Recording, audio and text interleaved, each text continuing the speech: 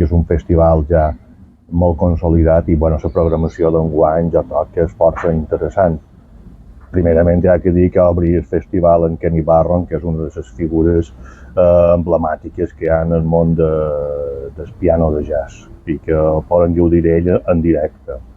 I llavors, evidentment, altres actuacions com la Mary Halvorson, que és una guitarrista que ve amb un septeto, que pot ser molt interessant aquesta proposta, hi ha un poc sorprenent. Llavors també hi ha la Gillespie Jazz Band, que és una big band que he muntat perquè fa 30 anys que en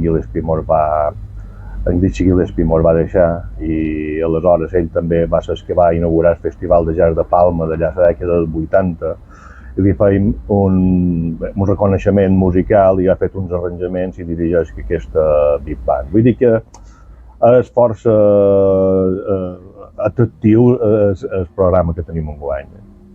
I dia 3, vos fan un homenatge. Sí. Què trobeu?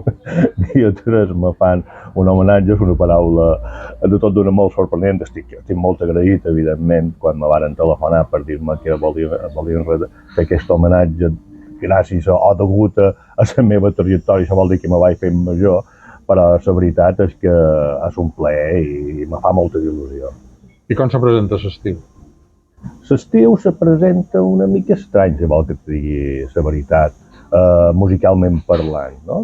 Venint després de la pandèmia, llavors vàrem fer molta de feina amb grups petits, solistes, perquè moltes bandes no podien dur grups, i ara és un poc estrany, tothom està a tots els nivells un poc desconcertat, però evidentment això passa cada sèrie d'anys i supos que la cosa s'anirà normalitzant.